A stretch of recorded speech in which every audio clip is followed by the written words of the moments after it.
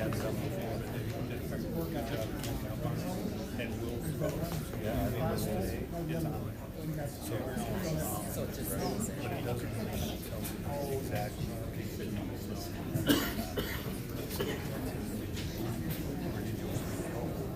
So one more piece, specifically, how did they come up with this? I think residents.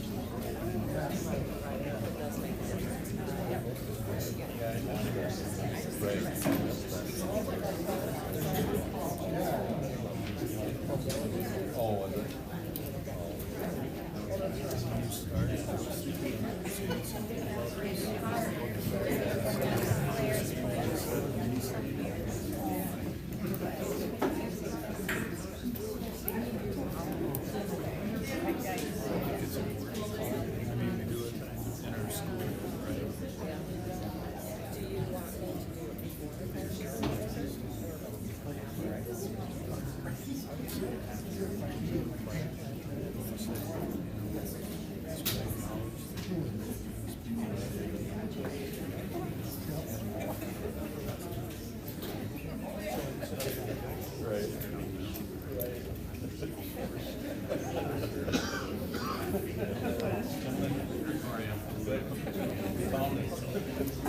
That's right, they're excited. Okay, we'll call this meeting to order. Please stand for the Pledge of Allegiance. Flags back there. I pledge allegiance to the flag of the United States of America and to the republic for which it stands, one nation, under God, indivisible, with liberty and justice for all.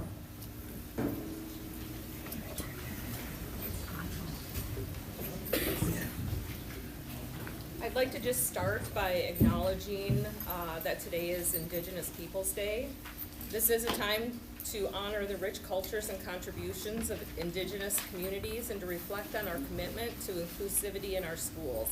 Let's continue to promote understanding and respect for Indigenous perspectives, ensure that all voices are valued in our district. First item on the agenda is adoption of the agenda.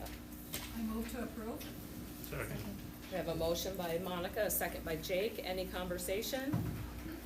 All those in favor say aye. Aye. Those opposed? Motion passes. There is no recognition happening this month. We have some presentations. So data coaches, we will start with that.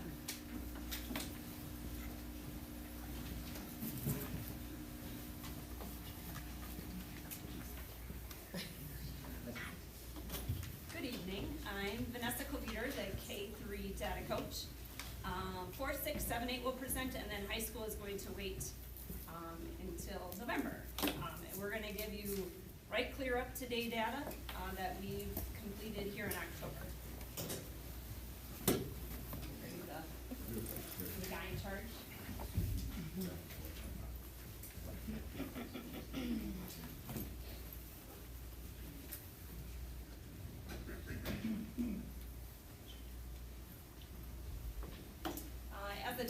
As a data coach, I kind of look over the screenings that happen at the K-3, along with Jen Gusa and Laura Clausen. We collaborated as teams to work through the data. All of it is based upon FastBridge, the different screeners within FastBridge. That's our big system that we use for that. We collaborate with team meetings. We meet with them monthly, quarterly, whenever teachers send emails, all the time kind of a thing. It's ongoing. And then we also have a student support team. The state of Minnesota has an MTSS system that we are pretty heavily involved in. And then we look at our kiddos, whether it being from gifted, behavior, academic, anything in between. We update our strategic plan every year. And looking forward for this school year, we have about 82% of our incoming kindergartners that have been school readiness screened, which is a phenomenal number. And then we just always want to continue to catch up those kids to make sure that they are screened so we can catch anything with that screening. This is current data here Currently, we have 67 kiddos that are eligible to be screened. 40 of them only showed up this year, but that's okay, because we do it again 2 more times. January, and then they also offer a March one, if we can't get all the kiddos at that point.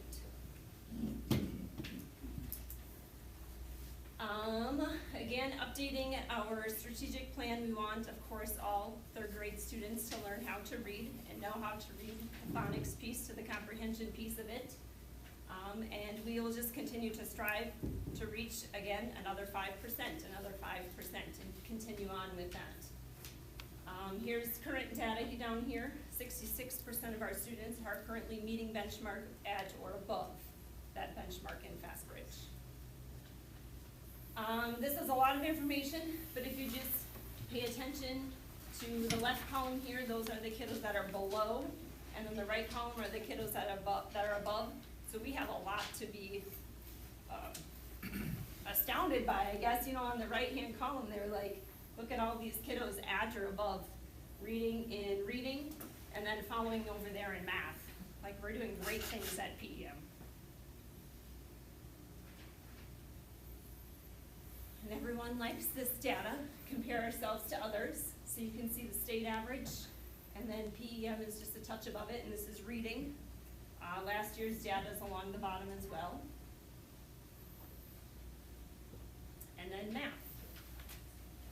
State average, and PEM's at the top for math. And just keep in mind, this is just third grade MCA data. The 4 through 6, they do it every year. The state of Minnesota just offers it in third grade. But we do other diagnostics tests in K1 and 2 to get them at the proficiency that they're up there. There we go. The next crew will. I have a question for you. Absolutely. How, FastBridge, how does that gel then with the MCAs? It's a state-given assessment, and it's all gelled together. They work collaboratively together. Okay. Nobody really knows the MCA questions. That's always a. Oh, okay. It's a wild card kind of thing. It is, yep, and teachers can't even help. They're given practice questions, but they're not given a specific test. Otherwise, you'd probably teach to the test, more than, things. But FastBridge, it's depending on what grade level. We do letter sounds, letter names, decoding, segmenting, and then all the way up to comprehension, fluency, accuracy, all of those things, which are in a lump sum part of the MCAs. Okay, sure. All right, thank you. Mm-hmm.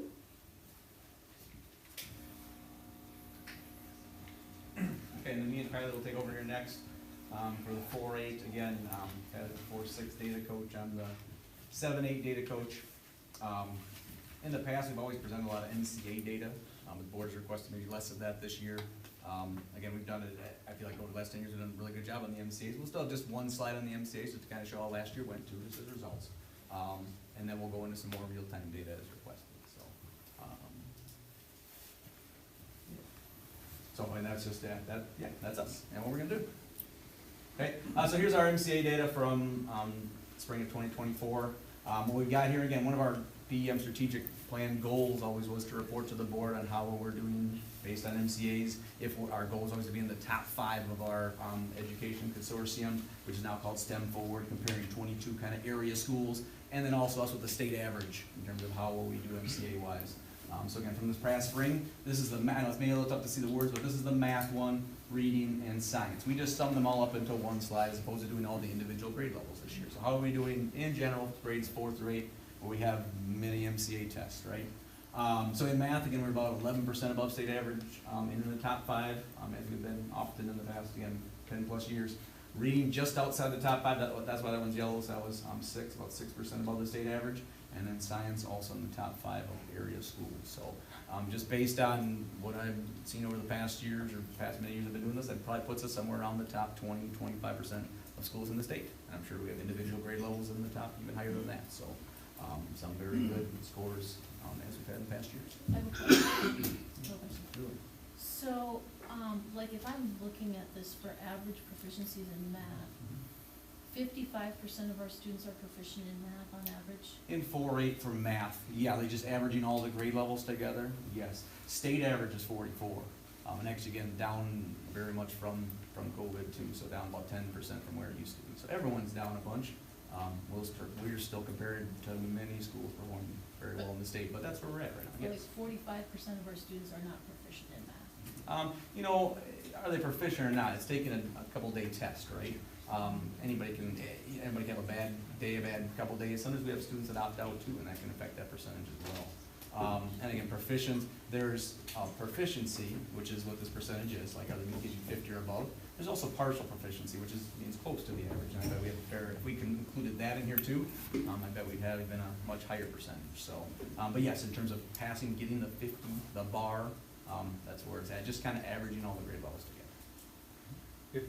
So did you say that if a student doesn't take it, that affects the score? Does that? It actually drops it down, yes. That score down. If students opt out, that was just happened a few years ago where they decided, because other schools, they were having people opt out, and then they're like, oh, it doesn't affect our percentage, but it does. So let's say a student who we think might do well opts out, it still counts against us, actually, so. So again, we encourage, and I sense to me, most people should just take, it doesn't hurt, you're gonna take the test, so we hope people leave. So. Do we know how many roughly do not take it? Maybe a couple of grade, it just depends. I mean, Okay. it's a little more than it used to be, but it's not a ton, no. But you're But there. that comes across as a 0 essentially, correct? Mhm. Okay, Yes. so that definitely Come on. changes it. My other question, just sheer curiosity, like what's the highest average in the state? In the state? Yeah. Oh, gosh. Yeah, I mean, I it can't depends on the imagine grade level. anybody's at 100%. Yeah, it depends on the grade level. I'm sure there are some smaller schools I've seen that have it. And you can look up actually the average of every district in the state. Again, it's kind of tricky when you look at the whole state. Yeah. Sometimes you have schools that have like 30 kids, you know. Right. But high percent, maybe 70, maybe 85, I mean 80. It just depends on the Okay. year, you know. I could look it up, but yeah, Just it's. trying to find perspective Mhm. from that.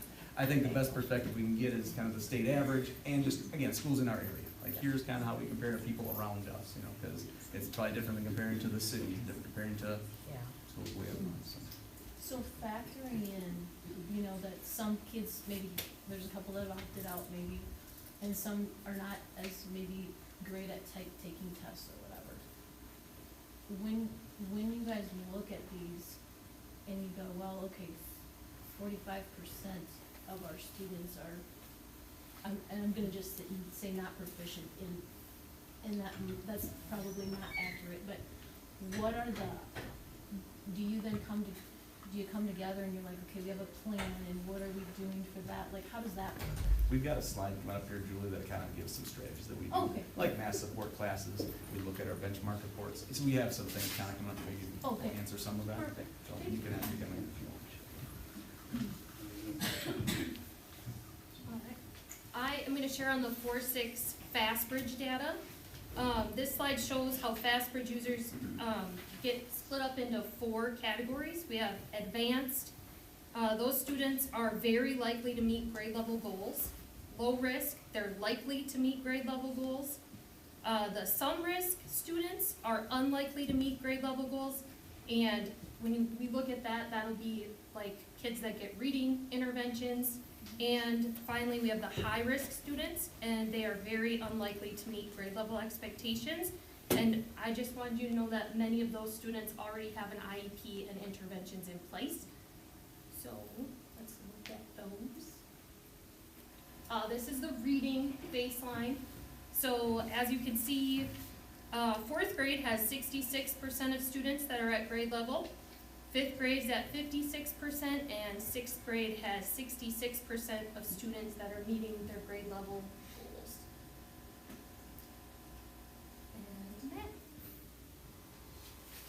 And 4th grade is at 66% of students performing at grade level. 5th grade has 67%, and 6th grade has 81% of students that are meeting their grade level goals.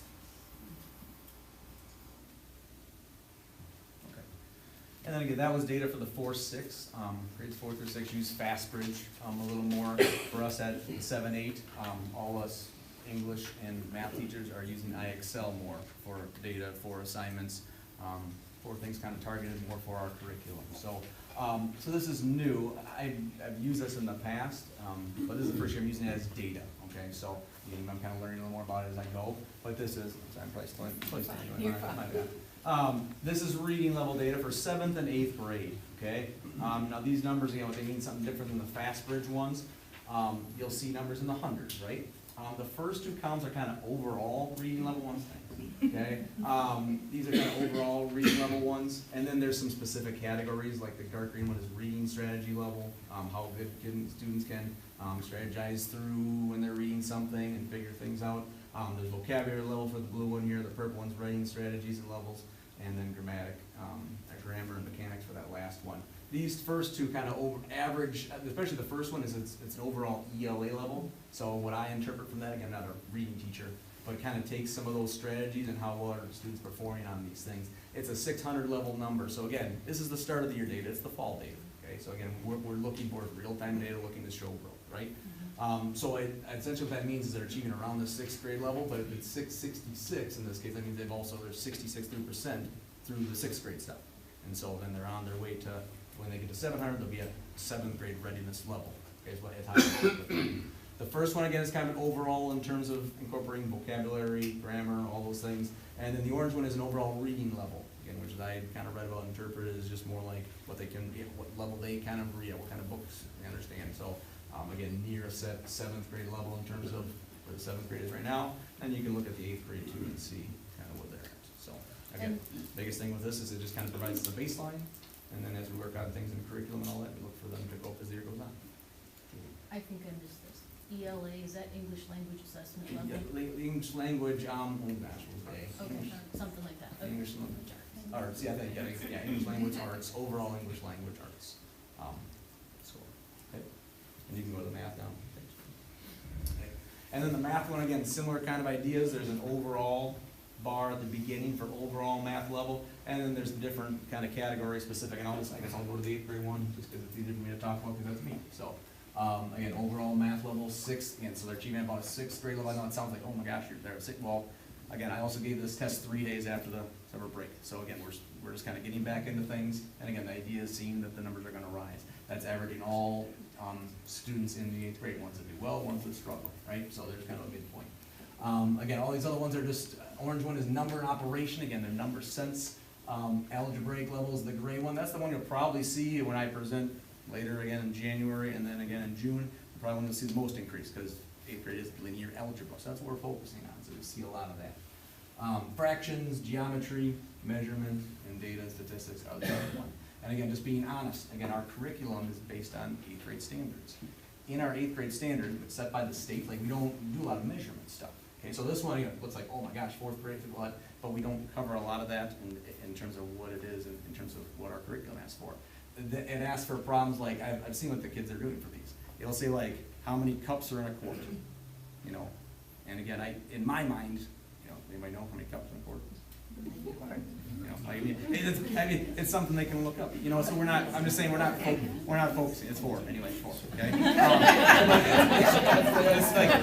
It's not something we're focusing on. I'm not going to spend 3 days on it. Okay? So that's why don't expect that one to move a bunch. Same thing with fractions. Like we use fractions, but we're not focused on fractions. So just understand. Again, this gives us a chance to see some real-time data. Again, as the year goes along. But I'll just predict, again, for 8th grade, the ones that will probably go up the most are the overall, and especially those first two, and maybe the geometry a little bit too. Okay? Other ones, though, don't be worried if they're not moving as much, because, again, they're not based on 8th grade standards. Okay. I really appreciate this. This is exactly what we were asking for, to have like your baseline testing right now. And then it would be great to see the next graph be like, this is how much gain they've made in those different areas. Because this is so much more meaningful than their test score from last year. I mean, really. And we know there's a summer slide. We know there's other factors involved, but I really like this. I do too. This is great. Thank you. Yeah. And we just have one more slide down here. It's just, which is just, again, kind of some of the things like you're asking about, Julia. So what do we do when students are struggling, whether it's reading or math? Again, at the 7th grade in particular, we have reading and math support classes where we just have like 18 to 20 kids who are, again, working on math a second time that day or reading a second time that day, trying to specifically help, especially students that we know we're targeting, maybe are in that partial range, okay? trying to help them in particular. Again, we've got a reading specialist for 4-6 who works with students who are in that some risk range, often help bring those kids up as well. And then in terms of PLCs, we have parents in our classes as well to help with students who are on IEPs. We talked about those benchmark reports that we use too, and again, the diagnostic and the FastBridge which we're using to get some real-time data. Are there other strategies that you wish you could implement that we just don't have the resources for? Maybe 2 of me, you know, more me, more time. I mean, just, our paraprofessional support is awesome. We need more people. We could always use more support, more people to work one-on-one with students, more staff. Yeah, that's always Would that important. even be community volunteers? Is that an option as well? You know, it can be. You know, they have to have a heart to be in it Right. and be, you Right. know, committed to it, so. Yeah. Yeah. More people. I should have asked Vanessa that same question. Or does I'm Vanessa- right here, behind you. Are there supports that you would like to have in place in the K-3 building that we don't have the resources for right now? Kind of like Matt said, yeah, it's really personnel. I just look at, like, being a reading interventionist at the K1 level, I work with 2 kids at a time, no more, one-on-one, because that's where we see the most growth. So, yeah, and we chat about interventions all the time at the K3, you know, what can we do to help and what kind of support. Thank you. Very good. Okay, next presentation is the bus service plan.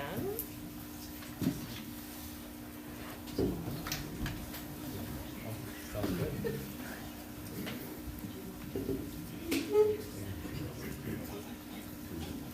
Great. So I'm Garrett Regan from Penn Transportation. I have John Watts from Penn Transportation. So we are glad to be here to kind of run through a little bit of our service plan to start the school year, as kind of an annual recap. So we have the information in all of your packets that you may have seen. Happy to answer any questions here at the end, but just wanted to kind of start with a little bit of a recap in general from what we've seen. Really good start to the school year. We are obviously new here to Plainview and Elgin Millville schools. We've had a lot of really good support from the community teachers. We have a great group of drivers. Taking a step back, the Grisms had approached me and my family about purchasing their company a number of months ago, and we were honored to have that discussion with them. And so we purchased the company this summer, and they've continued to stay on and supported us here through the transition and will be kind of part of our team moving forward. And so we've been able to keep our drivers on staff, and it's been a good start to the year. So we have created a connection with the JMC that has tied our routing system together, our routing information that makes it visible to teachers, administrators, and families as well, which has been a success this year. And I've gotten a lot of good feedback while the year has started as well. We were able to purchase a new school bus. We have a brand new school bus, a 2024 Thomas Freightliner that's taken the Bulldogs to victory in a lot of games already here this fall, so we're excited about that. And John here is our manager on site and has been leading the charge here for us the school year. So, anything I missed there, John? No, I don't know, other than questions, I guess, then. Yeah. You look at your packets and you kind of see we're still, we're still working through this. It's all new to me as well, so we're working through the details, trying to get the kids on the buses where they need to be, trying to get them where they need to be on time, and, trying to do our best that way. I appreciate our drivers, they've helped me out a ton already, just being new to this, and they've all been here before, so. Nice. It's complicated. Okay, any questions from board members? No. We appreciate you being here. It looks like we'll have action on the bus plan later in the meeting. Oh, sure, yeah. All right. Thank you. Thank you all.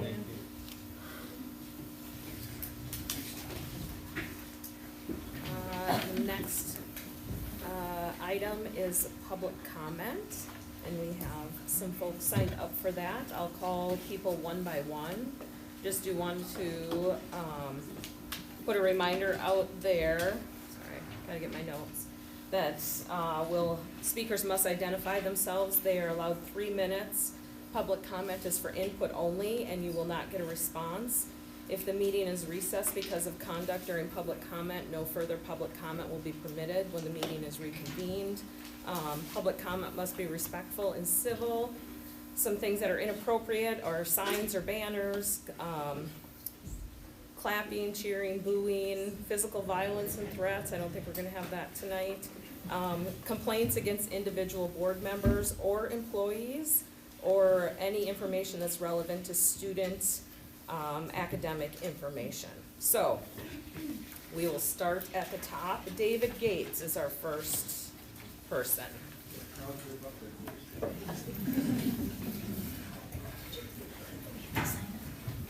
yeah.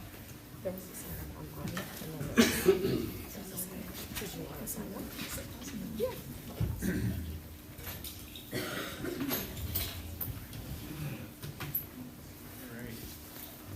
So I'm David Gates. My wife and I lived in Elgin for the last 2 decades. I have a senior and a sophomore. They've been Bulldogs for their entirety of their education. Recent actions and inactions by this board bring me here tonight.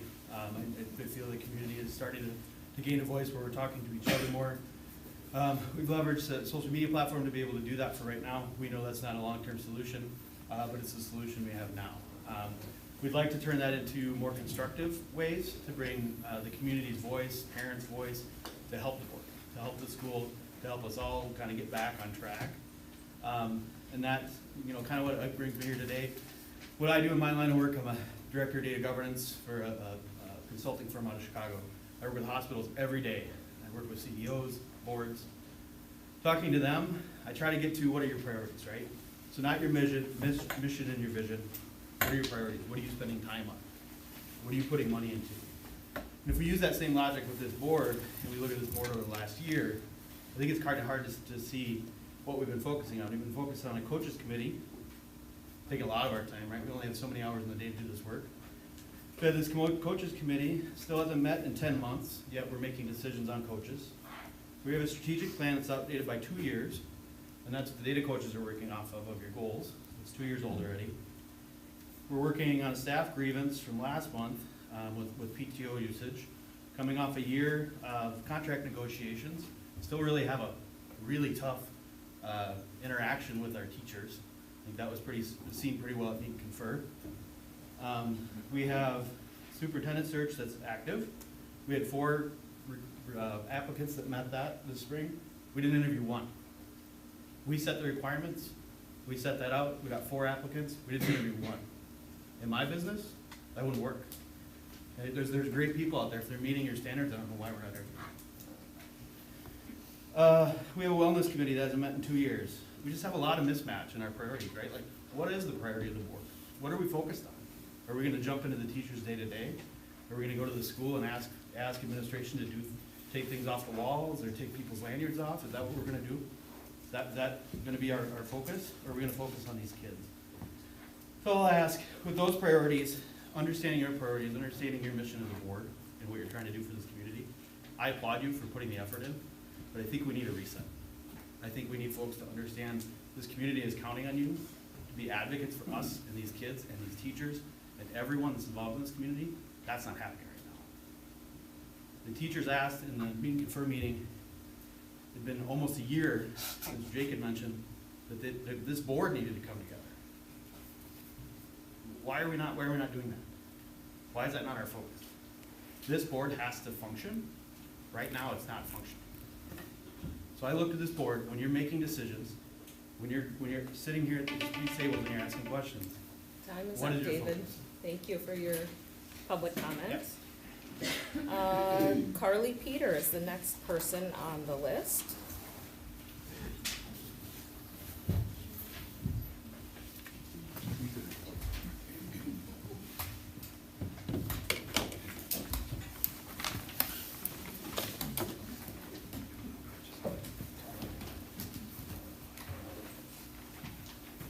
My name Carly Peter, and I am speaking on behalf of my sisters and I. Before I start, I would appreciate if all the board members would look at me while I speak, so I can make sure I am being heard and taken seriously, as my sister and I have already sent an email to you all and very few have answered.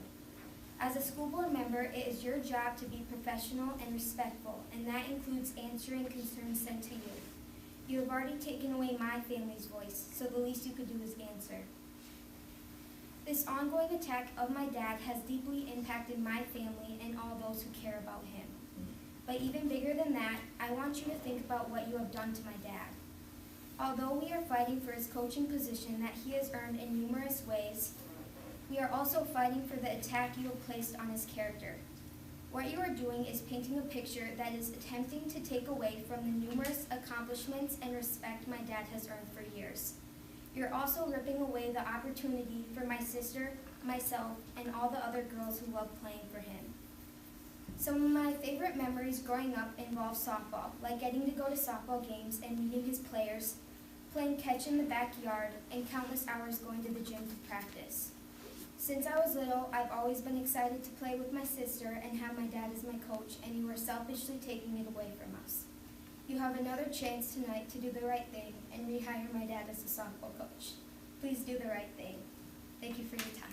Thank you, Carly. Hazel Bartley.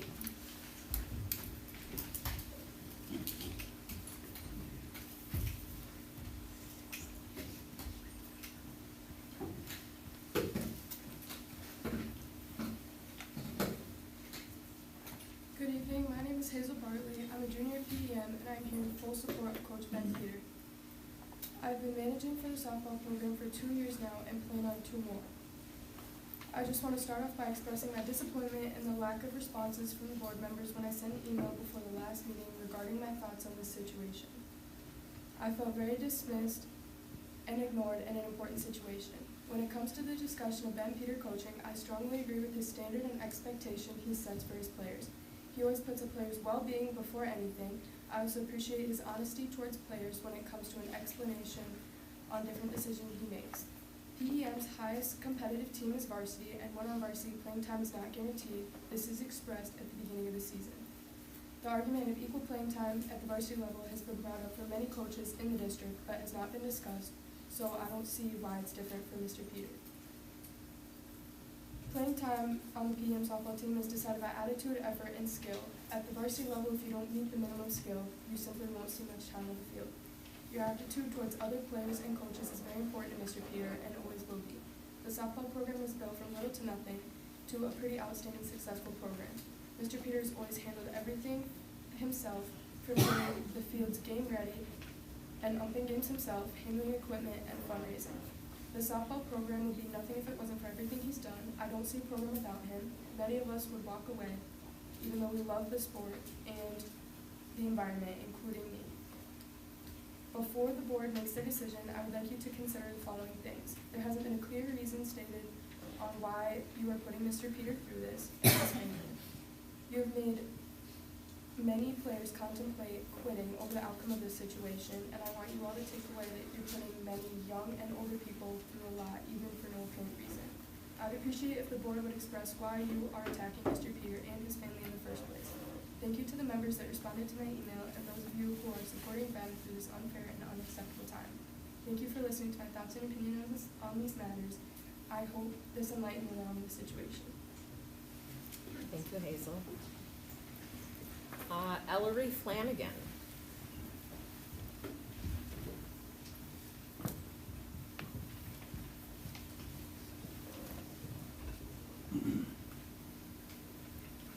Hello, my name is Ellery Flanagan, and today I am going to be speaking about all of the positive experiences I have had while being coached by Ben Peter. I am currently a junior at PEM, and I have been involved in many activities throughout my career. Because of this, I have gotten to know a lot of amazing teachers and coaches. However, one of the best coaches and teacher I have ever had is Mr. Peter. I have been coached by him since I was in 4th grade playing basketball. I have so many great memories from the 3 years he helped coach our team. Even at that age, he instilled in us the importance of hard work, hustle, and having a positive attitude. I didn't realize it then, but these lessons are so important, and they have stuck with me all the way to high school. In more recent years, Mr. Peter has been my softball coach. He does so much for our team and the softball program. I can't envision this next season without him. He does it all, whether it's getting the fields ready, organizing tournaments, or even umpiring games. Even with everything he has going on, he still manages to keep a smile on his face and maintain a positive attitude. This rubs off on the players and creates such a positive environment. I have so many great memories from softball, whether it's our annual wiffle ball tournaments during practice, or Mr. Peter buying the whole team ice cream after a game. Not only does Mr. Peter have a positive impact on the players, but he also has one on the parents, other coaches, and umpires. I've experienced this firsthand while I was working concessions for a youth softball tournament this summer. So many people would come up to the concession stand and compliment how great our softball program was and how well the tournament was run. None of it would be possible without Mr. Peter and everything he does for the program. I hope that hearing about the positive impact Mr. Peter has had on my life and many others will lead you to consider rehiring him as head softball coach. Thank you for your time. Thank you, Ellery. Charlie Eust.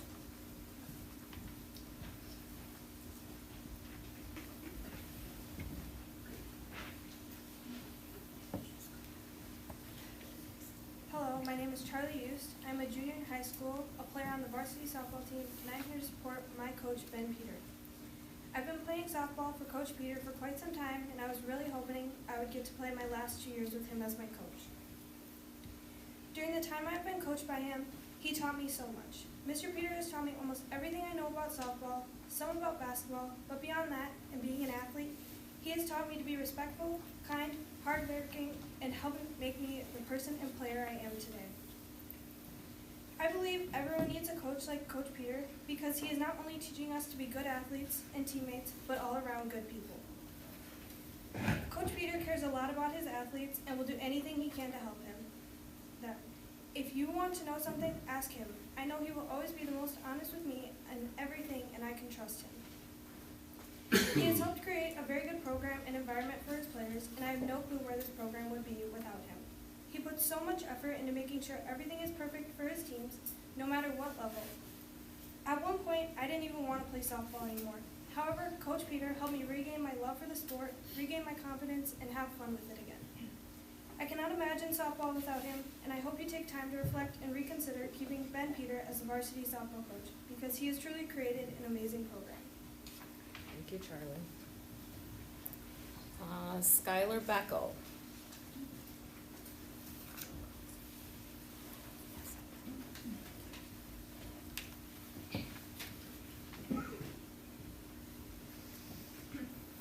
Hi, my name is Skylar Beckel, and I'm a former player of Peters. Coach Peter is someone who I always looked up to when it came to playing softball. It was his competitiveness and drive he has for the sport and how he always wants to win. As a former player for him for many, many years, I loved his mindset on how he always wanted his players to be successful. Whether it was on the field or in the classroom, he was always so dedicated to us doing our best no matter what. Peter would drop anything and everything he was doing to ask if they could chat with players and ask questions, fix a glove, or during the season if they wanted to come in early and work on pitching, hitting, or whatever they wanted. He would have that gym open by 7 a.m. with chaperones for any of the girls to come in and work and fix to improve before the school day. His practices were always effective, efficient, and so much fun. Peter always found new drills for us to do in practice and made sure we could fit as many things in as possible that he thought could help us to get better prior to the start of playing games each season. Another example of him helping us was helping find parents to volunteer their time coaching in the off-season so that we could all play on fall, winter, and summer ball teams every single year. Even though he couldn't coach the winter and summer ball game teams in fall, he'd still show up to watch, support, and see his players succeed. Peter always had softball on his mind. Another thing I always loved about his coaching was that he always held us accountable. If you weren't doing your job correctly or if you had a bad attitude, he would help you out, let you know, or tell you what you could do to fix it. He coached every single player on the team with the same passion and dedication. He always worked to make us all better, even if that sometimes meant we were being scolded for something. There were times we needed it, and I truly appreciate it. Some may see this as a negative thing, however. Peter truly cares that much about the team the program in every level that he did expect the older girls to be disciplined. With the program being successful as it was, with that many girls interested in playing every year, they looked up to us older girls. We didn't have time for any negative or bad attitudes or people that really didn't care to be there. We all had a choice to be there or not, so I'm glad we were held accountable when we needed it. To finish this, I would just like to say that if it weren't for Peter, I wouldn't be playing college softball right now.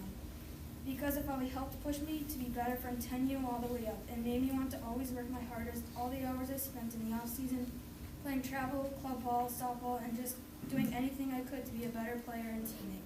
Peter, thank you always for holding me accountable and making me a smarter ball player and always pushing me to be my best. Thank you, Skylar. Karen Miller.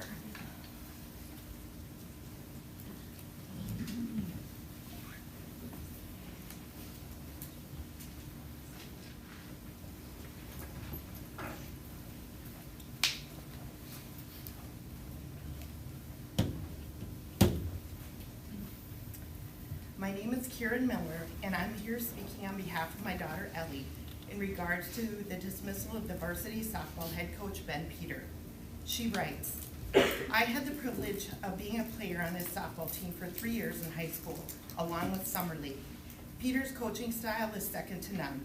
He drills in the importance of hard work, respect, and expects everyone to perform to the best of their ability, whether it be practice or game. He is very motivated and holds a high standard for his players. He does not tolerate bad attitude, laziness, or disrespect. Once that game starts, you are expected to be all in, whether that be playing outfield, ready for a fly ball, or standing in the dugout cheering on your teammates as they are up to bat. He thrives off winning and success and watching his players succeed, even in life after high school. Peter is the best coach I've ever played for, and as much as he loves winning and playing the game, he always made it known there is so much more to life than sports and winning. 2 years after I graduated in 2018, Peter sent a message out to all the players I graduated with, checking in to ask how we were, followed with, please keep in touch and know that you always have me in your corner. Let me know if I can help you out in any way. Good luck and have a great year. During COVID, I had a conversation with Peter about spring sports being canceled. I received this text from him. It has really reminded me that there is more to life than sports, even though it doesn't always feel like it when you're competing. Although at times tough, very competitive, and a strong-minded coach, Peter cares about his players more than anyone I know and would give the shirt off his back to any of us, offering to give rides to and from practice, waking up at 4 a.m. to open up the 7A gym for players to practice before school, staying after practice to help with pitching or hitting, or just to sit and listen if you were having a bad day. Many times after winning games, and even after some we lost, he had the bus stop at Dairy Queen to buy us all a cone, just because. Or giving us a night off of practice, if only I could beat him in a race. We did indeed get that night off of practice, because of course I won. But I know regardless, he would have given us the night off anyway. Peter is a huge asset to this community, school, and not only just the softball program, but all PEM athletics, volunteering to coach other sports like basketball and football, volunteering to ref or be a line judge in volleyball. The softball fields being in tip-top shape are because of Peter. The concession stand being open for every game is because of Peter. The signs on the varsity field fence are because of Peter. The softball program is what it is today because of him, and it would be a huge loss for the future players of PEM to miss out on the positive impact he has had as a coach. Knowing the importance of hard work, respect, always giving my best, and what it means to be part of a team has got me to where I am today, and a big part of that is thanks to Coach Peter. Thank you, Karen. Jason Herber.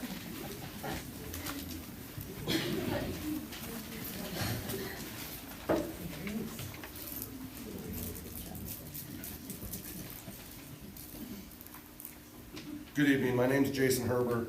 I am here representing the head coaches of our volleyball, girls soccer, cheer, cross country, girls and boys basketball, dance, wrestling, softball, baseball, golf, and track and field programs. I want to address some concerns regarding recent actions by some of the board. During the September board meeting, members of this board went against the administration's recommendations to renew a head coach. Additionally, when voting on a new hire, one board member publicly endorsed a different candidate. These actions raise significant concerns. Members of this board campaign on the principles of transparency, accountability, truth, respect, and trust. Where is the board's accountability? When the girls' basketball coach was hired and a board member publicly endorsed another candidate, was the board member who made that endorsement held accountable? The candidate interview process is to be a confidential one, correct? Additionally, when the board informed coaches that athlete surveys would be used as a tool to help us improve, we trusted they were telling us the truth. We now realize this was not the case. We aren't even allowed to see the anonymous evaluations. Instead of serving as a resource for growth, the surveys seem to have become a tool used against some coaches. Respect and trust are earned over time, not automatically granted. Many of the coaches in this community have built trust with parents and athletes through the years of dedication, communication, and commitment. It is disheartening to witness board members attending events not to support the athletes, but to do what is perceived as scrutiny of coaches. We see it, our parents see it, and most concerningly, our athletes see it. This behavior is uncomfortable for both the coaches and the athletes. It is disrespectful and demonstrates a lack of trust. We encourage you to attend our events to support our athletes and programs. Come cheer on the athletes, but please don't come to judge the coaches. We face a growing challenge in recruiting and retaining coaches because the current coaching environment is unhealthy. Young teachers who expressed interest in coaching often retract that interest after witnessing how coaches in our district are treated by some parents and board members. When asked about coaching, they decline faster than ever. Addressing the high turnover rate amongst coaches should be a priority for the board, far more so than attempting to oust coaches who are dedicated and passionate about their sports. Talk to us, listen to us, and furthermore, support us. We also want to address the misconception surrounding a so-called good old boys club and the accusation that we retaliate against athletes if complaints are made. This is simply untrue. We do not retaliate, nor do we hold students responsible for their parents' actions. Are there any documented instances of coaches retaliating against athletes, or is this just baseless speculation? Student athletes do not gain or lose opportunities based on who their parents are or are not. There is no good old boys club within our coaching community. In fact, if anyone has used their influence for personal gain, it has been members of the current board, often at the expense of our coaches. Thank you, Jason. Thank you for your time and consideration. Lexi Yost.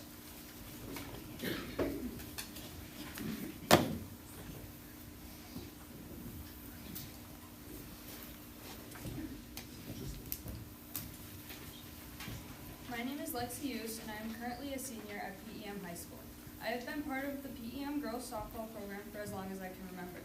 This program is one of my favorites because it's not just a sport, it's a family. And for Mr. Peter, it's not just a sport, it's his life. He's not in it for the paycheck. He's in it to make us better athletes and have a thriving program. He's a coach who truly cares about what he does, and I personally have never met a coach that cares more than he does. He's as honest as it comes and will push you to your full potential. He sees that in his athletes, the potential. And he works in season and off season to make sure each individual can reach the full potential. I have played varsity for 2 years, and this spring will be my third and final season at PEM, and I wouldn't want any other coach but Mr. Peter. When I heard the news about everything that was going on, I was heartbroken, and quite upset actually. I have never seen a problem with his coaching style, and I actually respect it. He has taught me so much on and off the field. How to be myself, how to be respectful, trust your teammates, and lastly, stand up for what you believe in. This is why I am standing here before you today, because I believe Mr. Peter deserves to be our varsity softball coach. I hope you take what my teammates and I have to say into consideration with whatever decision is made. And I hope you know we love Mr. Peter both as a coach and a person. Thank you. Thank you, Lexi. Ryan Flanagan.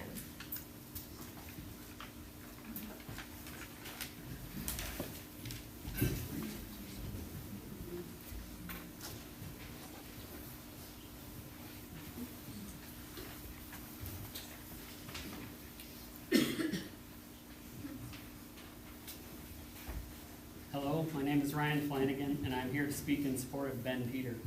8 years ago, Ben started coaching our oldest daughter, Ellery, who you heard earlier, in youth basketball along with Scott Engler. I would show up to practice so often, they eventually recruited me to help out, and I've been assisting Ben ever since. I've coached with Ben for hundreds of hours over the past many years in both basketball and softball. For both sports, he's always had the same expectations: work hard and listen. He has shown me the dedication it takes to lead student athletes and create a successful and stable program. This can be seen with the large number of kids who have been signing up for PM youth softball in recent years. On the field, I observed Ben's love of the game and his players. I've seen the excitement and happiness in the dugout on big wins and big plays.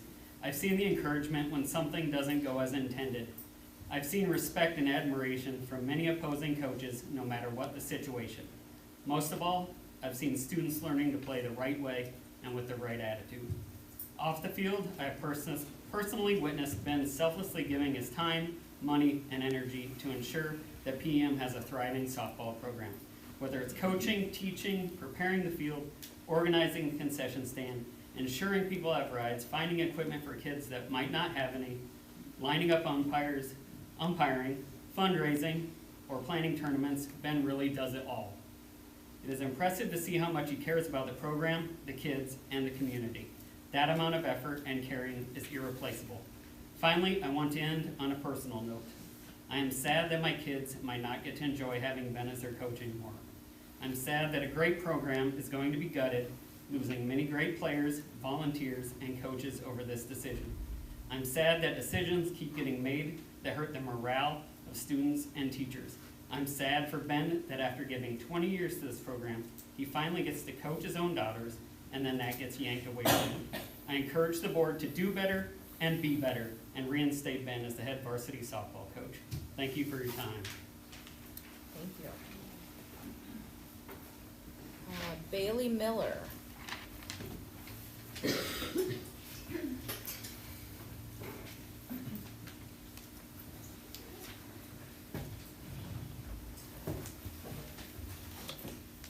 I'm Bailey Miller and I'm speaking on behalf of Megan Morris, formerly Megan Becker. She says, I am a former 7th grade math teacher and coach from the PEM district. I spent 6 wonderful years at PEM and I can confidently say that those years were the highlight of my career. Relocating from the Chicagoland area to begin my teaching career in this district was one of the best decisions I've made. PEM became my home, not just because of the students and staff, but because of the community that exists within these walls. During my time at PEM, one person stood out as a mentor and a role model, Ben Peter. Ben's selflessness, professionalism, and unwavering dedication to both education and coaching were unparalleled. When I first began teaching, I faced challenges, including being homeless for a month. Without hesitation, Ben offered me a place to stay, extending his kindness beyond the classroom. His support didn't stop there. He was always available to provide guidance, whether it was about teaching and coaching strategies or how to manage the stresses of those early years in education. He never steered away from an opportunity to help make a difference for those around him. Ben also extended his mentorship to teaching and to coaching, inviting me to join the PEM softball coaching staff. His work ethic, passion for the sport, and dedication to the players were unlike anything I've seen or experienced in other districts. His impact on me as a colleague was immense, and you can only imagine the profound effect it has on his players. Ben is more than a coach. He is a mentor, a supporter, and a constant source of encouragement for the students and his softball girls. He has given so much to the district, to the team, and to the community, and I feel blessed to have crossed paths with him and experienced coaching underneath him. The decision to remove him from his coaching role is both shocking and deeply disappointing. It affects poorly on the district and undermines the hard work and dedication Ben has poured into his PEM softball program. I was once eager to return to PEM, but this decision and the lack of support at Signals has me question whether this is the same district I once called home. I wholeheartedly support Ben Peter and all that he has done to build PEM softball into what it is today. I urge the board to reconsider this decision as it does not reflect the values of the district or the community that I know and love. Thank you for your time and consideration. Heather Eidenschenk.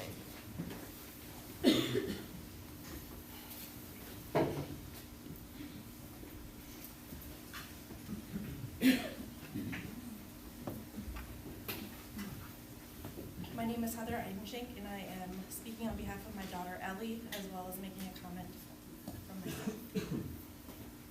Ellie says, I had the privilege of playing under Coach Peter from freshman year through senior year. During this time, Coach Peter would dedicate countless hours to me and other athletes looking for opportunity to get better in practice. This meant early mornings, late evening, and even weekend times away from his family.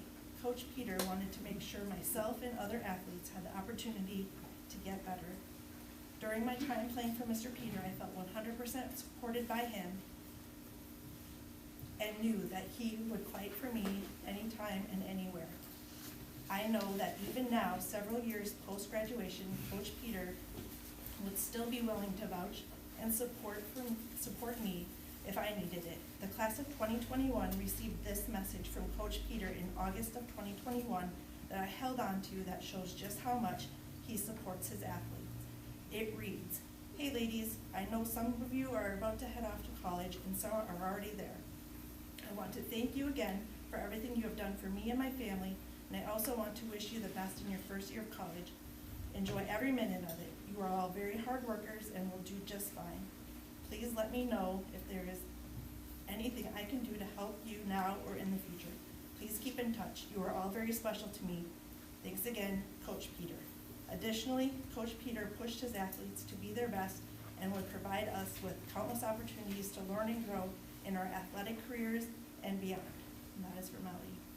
And for me, as a parent, I first witnessed the harassment of Ben Peter in 2019 by a parent. I have never witnessed Coach Peter doing anything inappropriate, but I have seen on numerous occasions parents overstepping and being inappropriate. But that has now become an acceptable behavior. And this board has now set a precedence that if you're complaining to the right board members, you can get rid of a coach. Thank you, Heather. Katie Flanagan.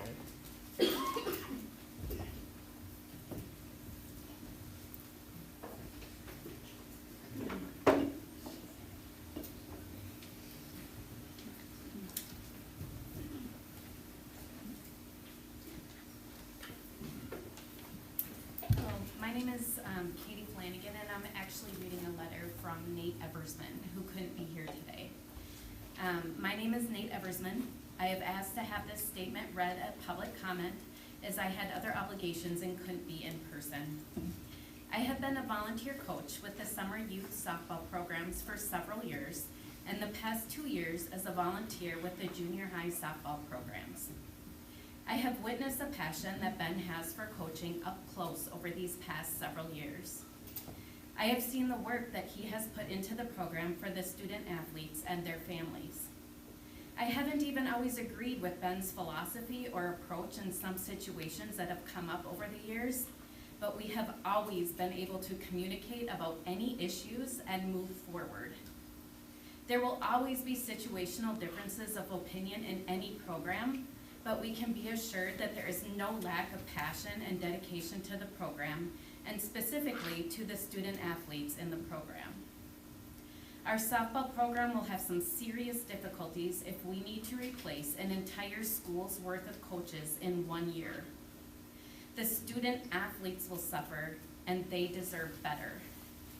My message is simple. I feel that the board ought to consider the recommendation for contract renewal from the administration and athletic director. We need to be able to trust the professionals we have hired and rely on their expertise. Anything short of this undermines the trust of the coaches and school staff and the community at large, especially in the environment that our community finds itself. You have before you a chance to start rebuilding a foundation of trust and a chance to move forward in a positive direction. Thank you for your consideration. Thank you. Marlon and Karen Graves.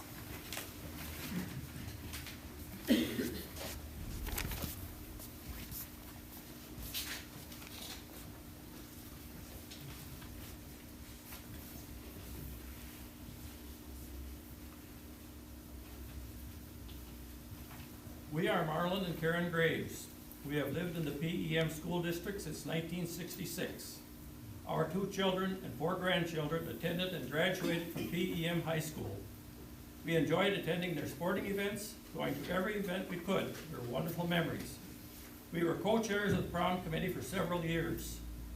It was fun watching all the kids grow up and turn into fine adults. That was due to the great education they received at PEM. We love our school, and we thank you for giving those kids a good start in life. But what now is happening in our school? We are hearing that a local group is proposing DEI training for the teachers.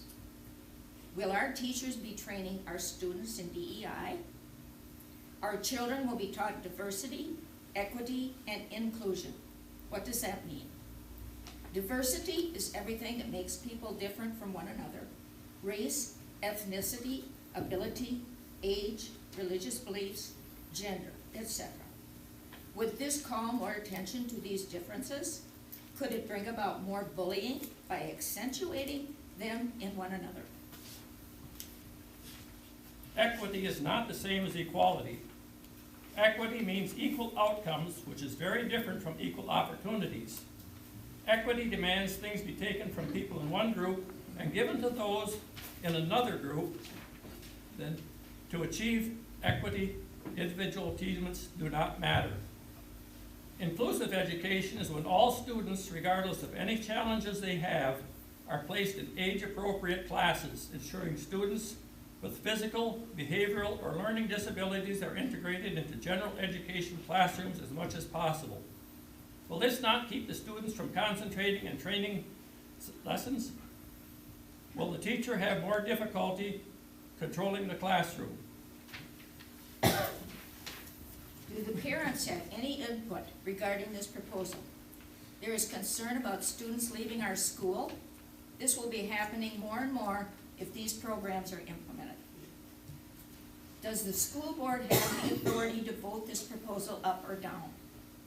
We have spoken with State Senator Steve Drazkowski and State Representative Steve Jacobs, and they both told us absolutely yes, they have the authority.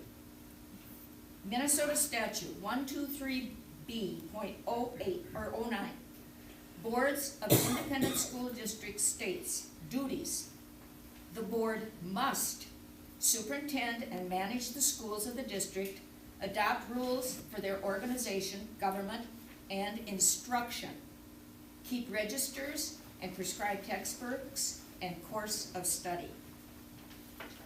In conclusion, our school board is elected. Thank you, Marlon and Karen. Oh, it was the. Oh, yeah, that's the end of your Okay. 3 minutes. Okay. Our school board is elected to represent the taxpayers in the PEM school district. We are asking that the school board be allowed to vote on this proposal. Marlon, yeah, your time is done. Thank you, though. Yes.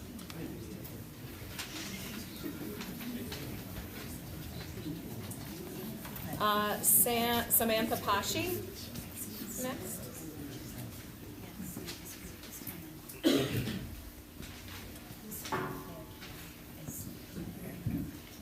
Hello, my name is Samantha Pashi. I am a teacher here at PEM, but today I'm speaking on behalf of Taylor Nelson.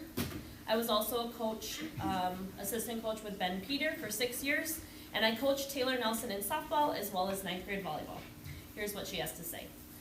For those that you may not know me, my name is Taylor Nelson. I was a 4-year varsity starting shortstop for the Bulldogs. That means I played with several different athletes under Ben Peter throughout the years. I reached out to my teammates I played with for those 4 years and from athletes from previous years and asked if they would be willing to have me include their names in my speech in support of Ben Peter for those that could not be here tonight. The athletes who are in full support of Ben Peter are 2016 graduates Miranda Torres and Bethany Anderson, 2018 graduates Ellie Miller, Christy Anderson, Samantha Hendricks, and Mallory Newcomb, 2019 graduates myself, Caitlin Sylvester, Aubrey Zabel, 2020 graduates Sarah Evan, Erin Peterson, and Megan Clark, and Mallory Eversman. 2021 graduates Ellie Eidenschink, Mariah Henry, Abby Hendricks, and Addie Graves. 2022 graduates Tegan Hansen, Kaylee Peter, Patience Putzier, Abby Bennett, and Isabel Schuweiler. And 2023 graduates Claire Henry, Emma Beneke, Maren Graves, Presley Newcomb, and Skylar Beckel. Although some of you may not know many of these athletes, I can promise you that not all of them were starting players or all-stars. The wide variety of skill levels and personalities that I listed in support of Ben Peter speaks for itself on how he got along with everyone. Not only was I an athlete under Ben Peter, but for the past 3 seasons, I have also been a part of the coaching staff as an 8th grade coach. I have not seen a head coach more involved and interested in every single level like Mr. Peter has. He has never failed to consistently ask me how I'm doing or if I need anything from him. I can confidently say that he supports his coaching staff at all levels and his players all the same, as I now have experienced both. To get rid of a coach so dedicated and so passionate just because some people don't like him is sad and disappointing. Thank you, Mr. Peter, for being the best coach I've ever had and teaching me how to be a good coach myself. Thank you. Thank you. Darla Newcomb.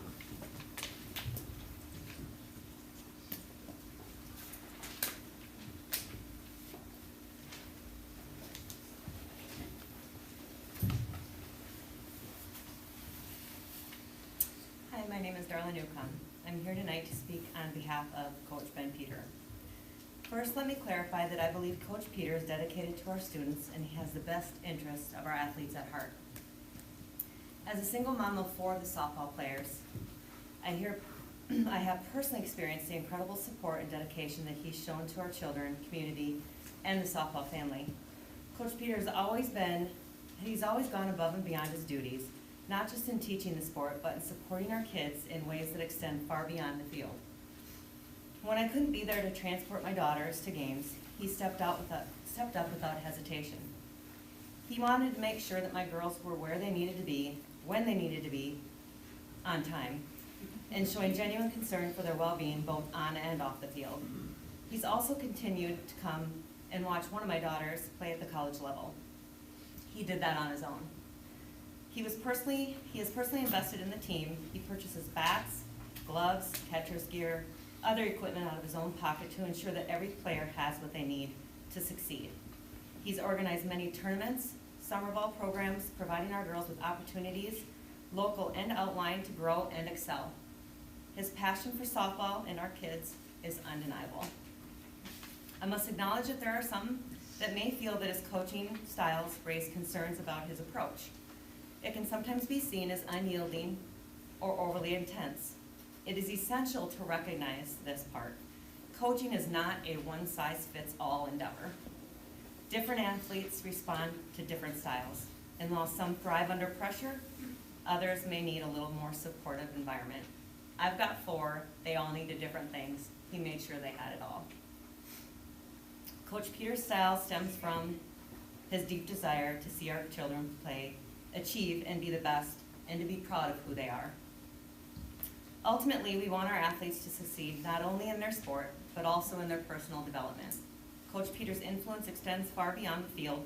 He shapes character, resilience, and teamwork. By investing in Coach Peter, we invest in our students for the future. We must look at the bigger picture and recognize the impact that Peter has had on our community. His commitment and sacrifices should not be overlooked. Let's advocate for improvement and support rather than punitive measures. Together we can create a culture that emphasizes the growth for both our athletes and our coach. Thank you. Thank you, Darla. Kelly Becker.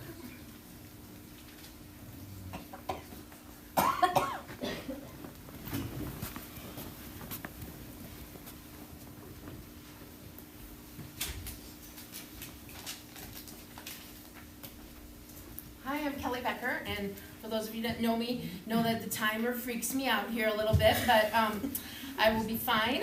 I wasn't even planning to speak originally tonight, but when I saw what the concern was, I felt like I had no choice but to maybe respond. I want to first start out by saying thank you to those teenagers that spoke today, and if any of our scores are questionable to you, I think those speeches that all those girls gave show you that we're doing a great job here at PM. And so thank you for that, girls. Your courage and bravery today reminded me why I'm standing up here and speaking. I want to start by saying, Mr. and Mrs. Graves, all due respect, I've had your grandchildren. I remember your Grandparents' Day. I think very highly of you. It is my job, though, I feel, to speak for those of you who know Dr. Seuss, speak for the trees, right? Speak for those that are too afraid to come forward and speak, and that is what I will always do. I'm not gonna lie, as a 30-year teacher in this school and this community, I've given my life to this place, and I see what you're doing to Ben Peter, and for 1 second, do I not think that a year from now, people are gonna have to give a testimony to me because I'm being brave enough to speak against things that my neighbors, my community members, my friends and family might not all agree with me. So I'm able to keep those two things separate, and I really hope that we can create an atmosphere, and I've come here before and said, let's all get along and let's all do this. I've been here several times speaking to you saying, let's reach out, let's do this. It's getting worse, it's getting more and more divisive. So for those of you that are worried about this diversity, inclusion, and equity, I can speak to the fact that the kids that are making the most disruption in my room are not the kids that are marginalized and are afraid to come out or afraid to even speak in the room. Those are the kids that are sitting quietly in the corner because they're afraid of the retaliation that they will get. I'm old enough to remember that when I went to school, people in special education were in a whole different wing, not even part. I remember kids walking down the hall and asking, who are those kids? Graciously and wonderfully, those kids are still a part of our community. They're welcomed and they're championed in our room. I've taught your children. I've taught your grandchildren. I've welcomed all of them. I'm not asking you to do anything other than trust that your educators have the best interest. We have no agenda. If anyone had an agenda, it would be me. And I'm going to be straight up and honest with you because I have a child that is in the LGBTQIA+ community. And I'm sorry, my child matters just as much as all of your children matter. And I'm never gonna stop speaking for him. And maybe I didn't give birth to him biologically, but he's mine, and I'm gonna keep speaking for him. I was gonna stop that before it went off on you. Oh. So I get scared. Well, you know me. I Thank you, get Kelly. used to it. I'll just keep coming back next month.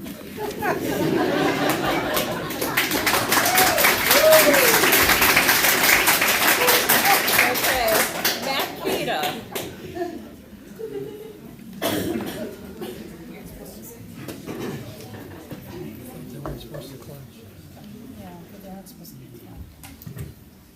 Hi, Matt Kita, teacher, JV softball coach, and community member. We've heard a lot of people here tonight in support of Coach Ben Peter. Many players, many former players and current players, parents, coaches, teachers.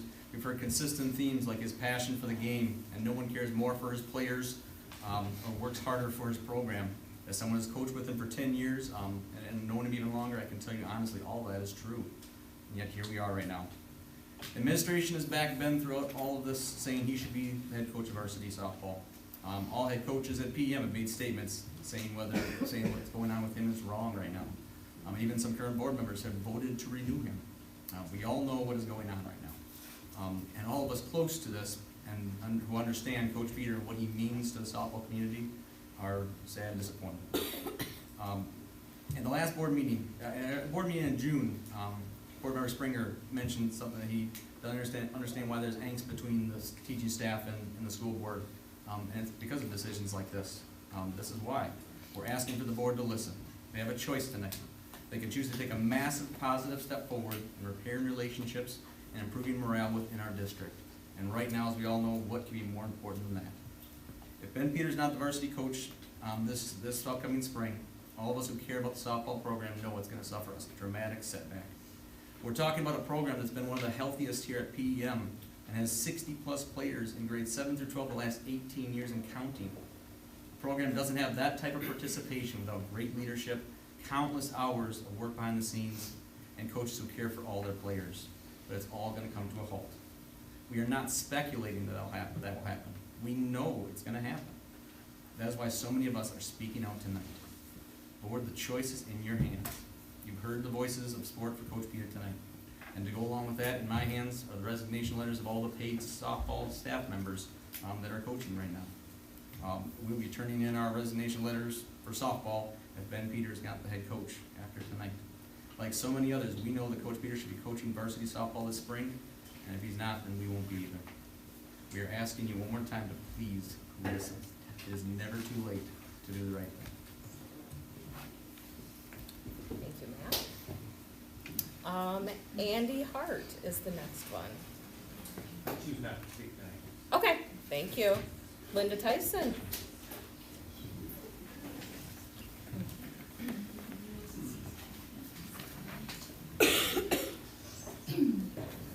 Thank you for your time. My name is Linda Tyson. I'm the high school vocal director and the JV and varsity musical directors.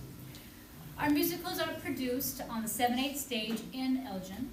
As you may be aware, district-wide gym space usage and scheduling is really challenging.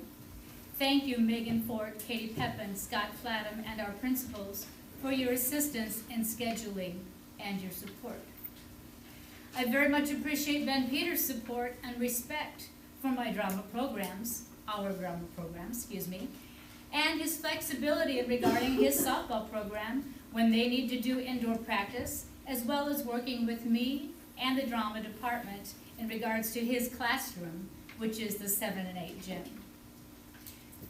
Athletics are a very big part of PEM. Not every district has a good working relationship with the fine arts directors and the sports coaches.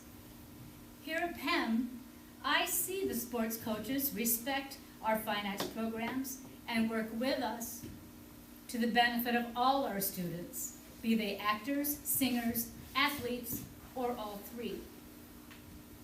Thank you, Ben, for your support and respect. It is truly an honor to work with you as a fellow coach and teacher and friend. Thank you. Thank you, Linda. Okay, that concludes public comments. Thank you, everybody who came to speak tonight.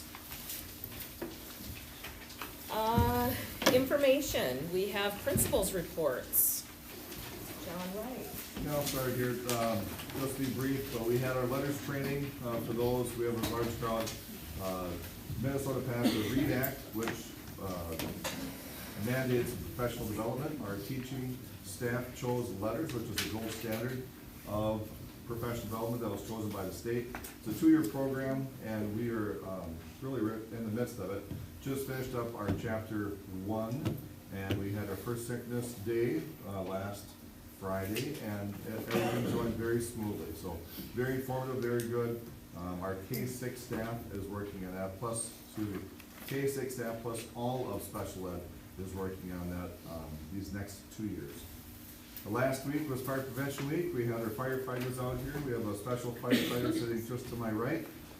She was able to help organize all this stuff and show our kids as a teacher can be more than just a teacher, can be a firefighter, can do lots of things. Our kindergarten was kind enough to collect change. They do it every year. This year they were able to collect $576.04 to give to the Plainview Fire Department. So big thanks to our kindergarten team. And then with our data presentation, we also finished up our benchmark season. So we just finished up a week of our fall benchmarks. There's again, it's kind of a baseline, some of the numbers that you saw up there earlier. We'll do it again in our winter benchmarks, which will be in January, and again in May for our spring. So that's what we use FastBridge, and we, again, many data points, not just one data point, many data points as we make decisions about our students every day. And that's it. Thank you, John. Mr. Olstead. READ Act, same comments as Mr. Wright. It's a lot of work. It's been busy. Unit 1 did get finished last Friday with the online part, but it's going to be a busy 2 years. Hopefully it's beneficial by the end. It's a lot of work. A couple other quick things. Our non-English speaking students, just keep you informed, it's really increased over the years. We have our ESL, but we also have, like in my building, I have 3 6th graders, 2 8th graders do not speak English. I can't imagine myself going to another country and do it, but we are making progress. A couple things technology-wise. We have a microphone on a teacher. It has a device that hooks to a student iPad and translates into Spanish for those students. The other thing Mr. Walton is working on and we're going to do is, it's amazing, so it's earbuds. The student wears an earbud. You can set it whatever language, but again, when the teacher speaks, it'll translate fairly quickly into their earbud in Spanish. Now, they are supposed to be obviously surrounded by English to learn that language. And then teachers can also, if they want to, they can wear one that translates it into English as the student talks back to them. So we've tried them out. We're going to buy a bunch. So again, we have the 3 6th grade students, 2 8th grade, and more in the K-12. Expensive, but it's really going to take another step in helping those students learn. So it's impressive, good step. 7-8 junior high activities and clubs. Again, I put that on there all the time. It's something we're proud of. Many of those activities have started, not all of them. Lots of our students, again, as I said hundreds of times, this group love the athletics. I think it's important to a school experience, but these clubs are fantastic. A lot of our athletes are involved. A lot of ours are the kids that are not your traditional athletes. As you look down that list, you're looking at crochet club. I'll guarantee you Mrs. Carlson will have a room full of people doing crochet. Why? Because again, those kids get together, they find some friends, they belong, they have fun. I would never want to attend the homework club. Mrs. Pashi, they come to the homework club with Mrs. Pashi. It's fun. Again, they have a group of kids that they can do that with. So again, it's one thing we're very proud of. One quick comment, the last thing to say is on the data coaches stuff, Julie, you mentioned, again, this is I just want to clarify, and I've had this comment to me many times later. So when you look at like our math, I believe it was like 55% proficient at the 4-8. I think the state average was at 45, like 44. And I get that many saying, and it's a good question. So only 55% of our students are proficient. Well, that's true, but again, there's many factors. But when the state average is 44, and you're looking at some of our surrounding schools, and our free and reduced population is higher than most schools, that's a factor. It's not a bad thing. It is a factor. It's proven as far as research-based, as far as the data. So when I consider all those things included, what we have here at PEM, which is outstanding kids and families, but the state average and our scores, I look at that as seriously, not only 55%, I look at it as a celebration. That is a good score. There's many schools in our area that would love to be where PEM's sitting in some of the scores. So I've had that. That's a good question, Julie. It's not a bad comment. It's a good question. I hear that over and over. So what about 45% of your kids are not? There's lots of factors. So again, in comparison to the state, I think we're doing outstanding. And again, the school year, last thing, off to a great start. Mid-October, we're rolling. Good start. Awesome, thank you. Mr. Walton. First thing I'd like to highlight, I started my day today at our building trades job site. They're building a whole huge garage, shed, whatever you want to call it. I think that just highlights some of the really amazing opportunities we have for our kids and amazing things that they're learning from our very qualified and great teachers. It was just really cool to be there. Gave me some flashbacks from when I used to do some of that work when I was younger. And just one of the many opportunities that we offer to our kids in our community. So I just wanted to highlight that real quick. Speaking of all those other opportunities, Julie Hart visited the high school a couple weeks ago. It was a great day for me. I don't often actually get to spend like a whole morning in classrooms, so that was really nice for me. We saw a pretty wide range. And again, got to see some pretty unique things that happen in our classrooms all the time. And it was also really good to visit and answer questions on some kind of a wide range of topics. So I would offer, or if any other board members would like to come for a visit, I'm more than happy to set that up. Yes, I enjoyed that greatly. Thank you very much. I was wishing other board members would have been with me. I have a number of things on here, but I'm just going to highlight a few things. First of all, the activities in the athletics office. So we currently have, at least as of last week when I submitted this, we have 338 users for that PEM calendar app. I actually use it quite a bit now, more than I was using the Three Rivers calendar, so I think that's a really positive thing. I've heard good feedback from students and parents, both. We also have the activities handbook is updated. Megan and Scott have done a lot of work to try and change how it's viewed and how it can stay updated more easily. So basically it's more live links to take you to the MSHSL website or this place, so that those things don't need to be, it's not a document that needs to be completely rewritten every year when changes happen. So I think that's a really good thing. Student council is going to speak here in just a minute, but all I'm going to say is they're doing amazing work, and I'm really proud of them, what they've done so far this year. If you could maybe click on my report real quick, and go down just a little bit, a little more. All right, right there. So, letters training is happening. We changed our calendar for that. We added in staff development time. All of our teachers could very easily use that time for a wide range of things, to get themselves better, to focus on different things in their classroom.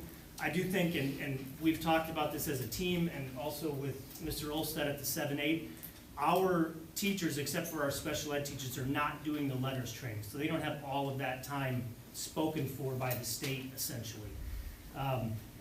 We had a great meeting before the school year started, and then we talked more on Friday about how we're going to focus our time. And so we have a range of things. One of the things is we're really talking about how can we make sure that we're staying up on the things that we need to do on a day-to-day basis.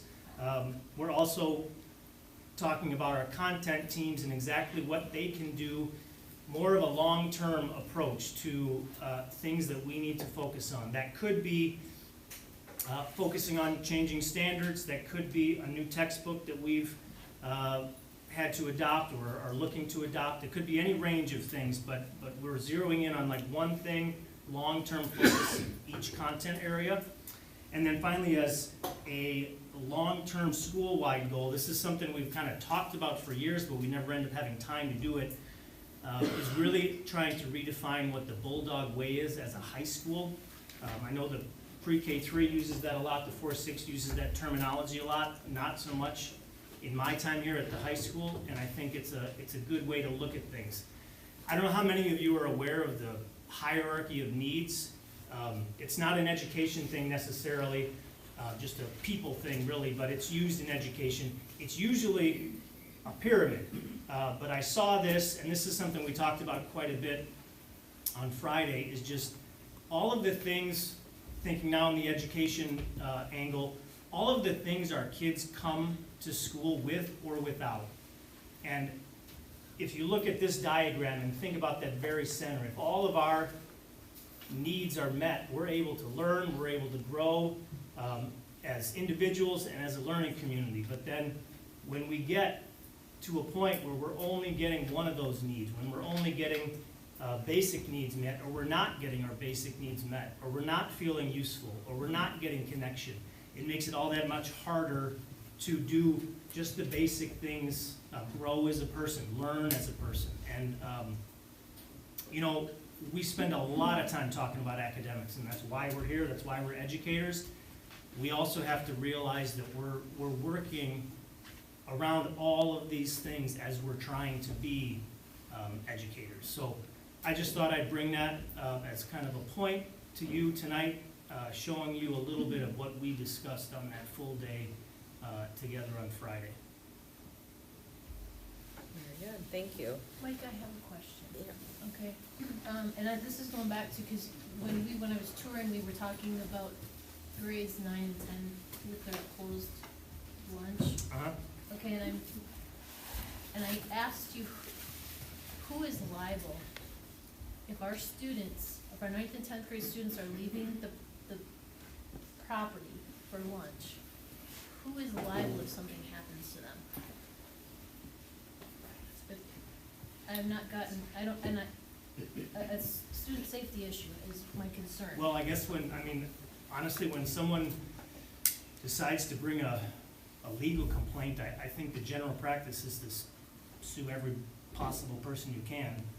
And then the liability issue, I think, is up to someone out of our hands. Now, I know that we stated in our handbook, and we have staff that work to make sure that that doesn't happen. We have consequences for kids that don't follow that rule.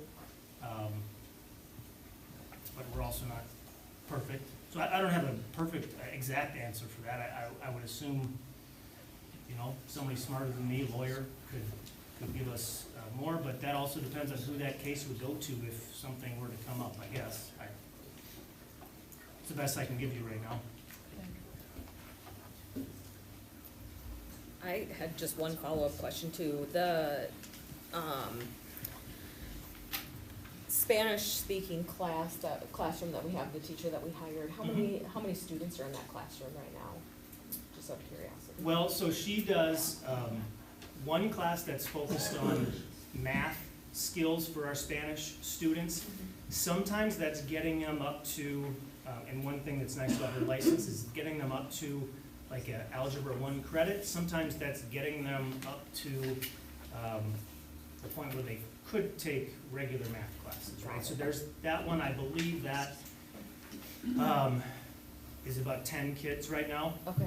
She also teaches an elective called Spanish for Native Speakers, which is new this year. That's really a pretty amazing class. So one thing we find that is very common, someone that comes to a new country, especially when they come in high school, they're, yes, attempting to learn English, but then we also have them in classes, right, that are spoken in English. That's hard, and if they don't have the literacy skills in their home language, it's going to be exponentially harder for them to learn English and learn a content that's spoken in English that's not. So that class focuses a lot on getting them better in their home language so they can learn the English language and learn content in the English language better. So I think there's about 12 kids, if I remember correctly, in that class right now.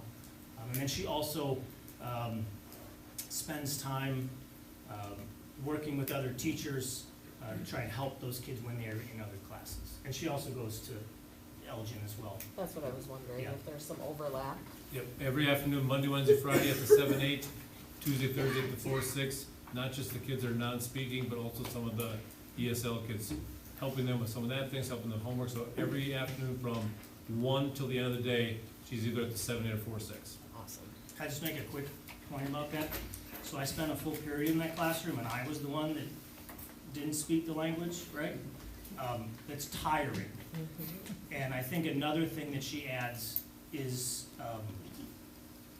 those kids get at least one period where they get to hear their home language and learn in their home language, and they can take a break, quite honestly. So she's been a great hire.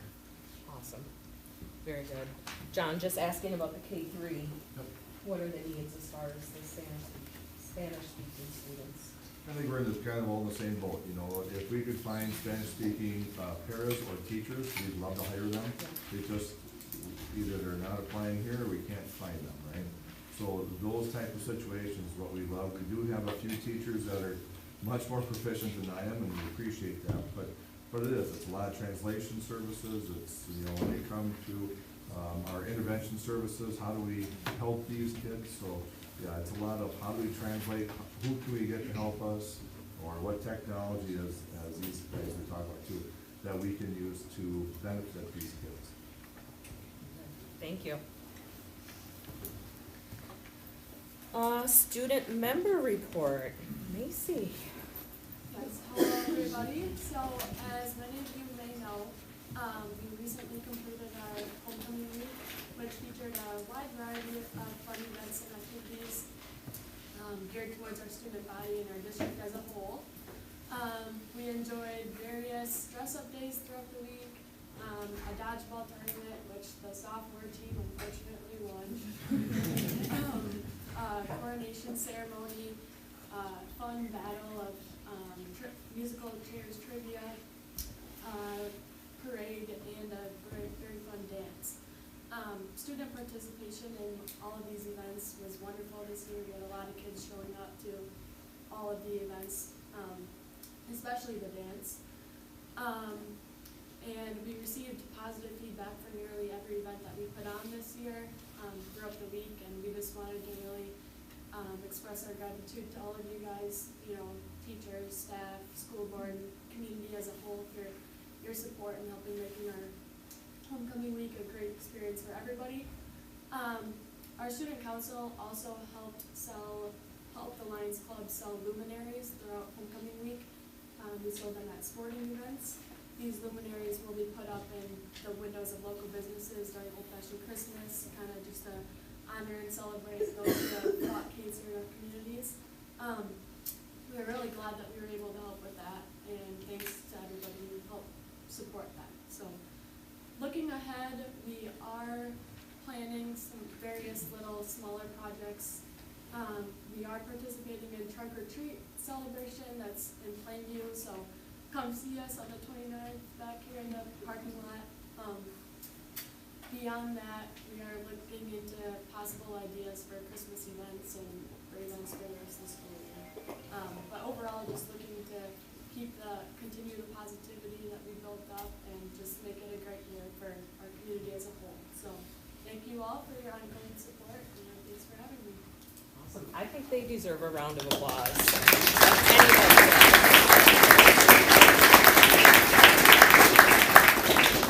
It's been great watching the student council come together with all of their activities. Maintenance report is attached. I'm not sure if Trevor is here or not. Let's see him. Any questions about the maintenance report? Looks like everything's moving. Community ed report is also attached.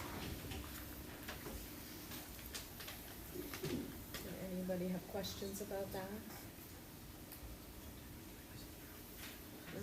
Okay.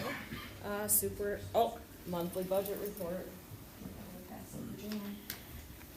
So I think we had some technical difficulties getting those reports attached to the agenda, but they were emailed to all of the board members. Hopefully you could receive those.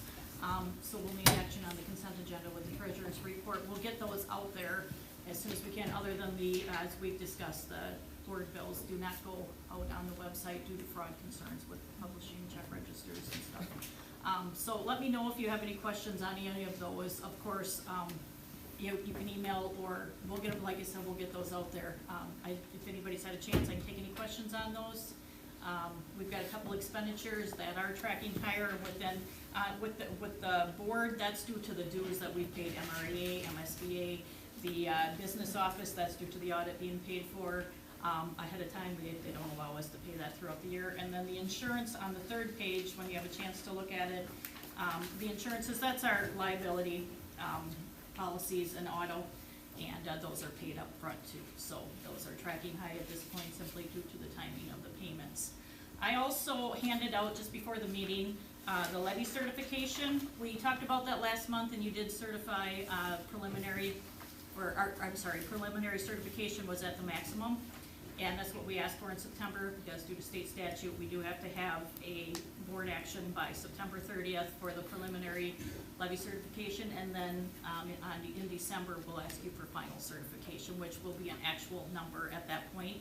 When we were here last month, the report was not correct. It actually showed a huge decrease due to some numbers not being included yet at that point. They had actually just published those at the state.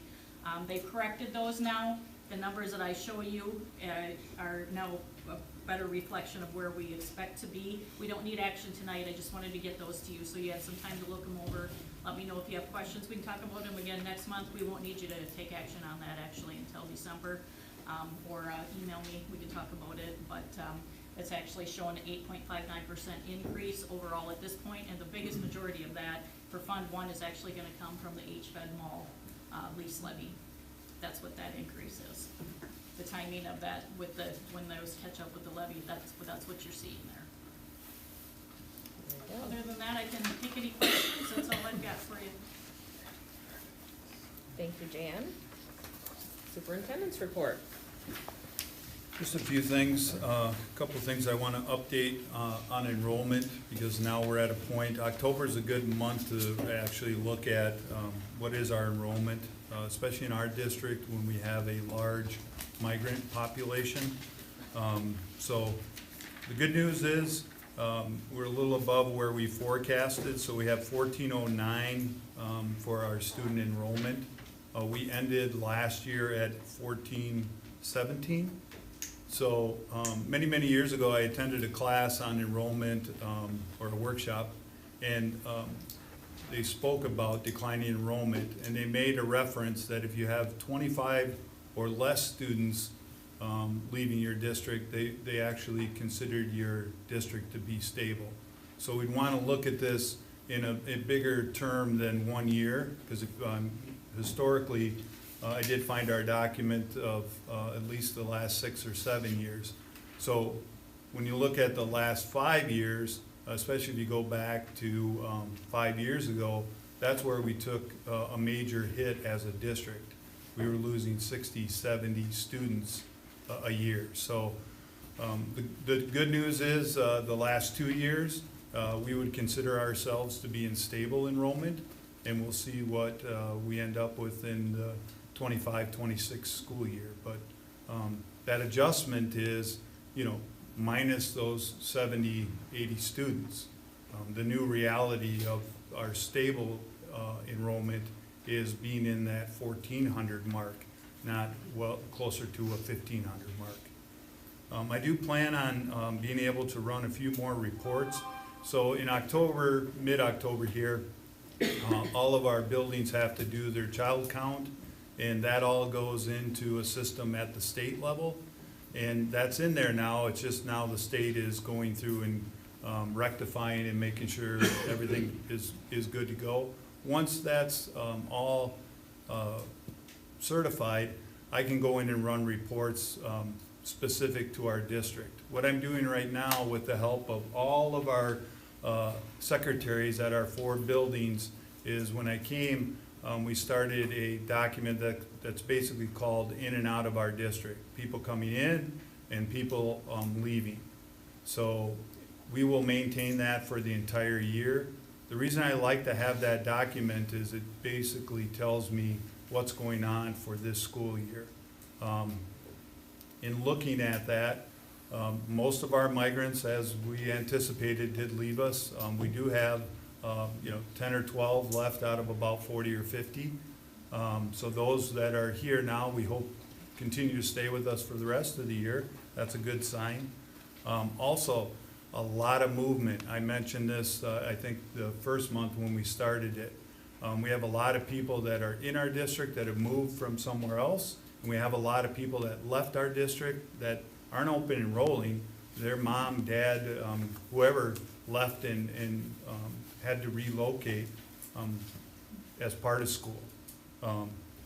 There is some open enrollment, and again, this is just for this current year, but there isn't anything that really sticks out to me. So we've got a few students going to Lake City or St. Charles or wherever. There isn't a district that I would use Red Wing for an example. They lose a very large number of students to Goodhue. Rochester loses a lot of students to Dover Yoda. There's nothing on our sheet that shows me any.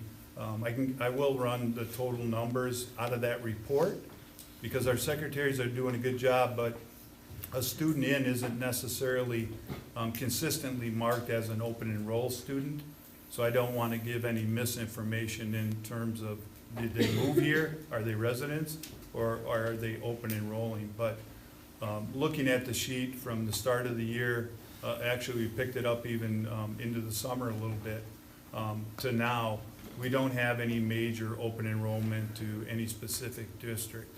And looking at open enrollment, as I mentioned before, most of the time, a lot of that is tied back to geographical, where do you live?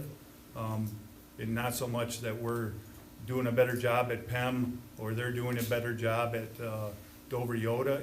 A lot of it is, where do I live within a district? And we're a very large district, so sometimes it just makes sense if you're on the edge of one of our borders to go to that school that's a little closer. But the good news, for the last 2 years, and again, we haven't finished this year. That's important to know that we want to take that finishing number, but I would say that things are improving in enrollment in the fact that we're stable.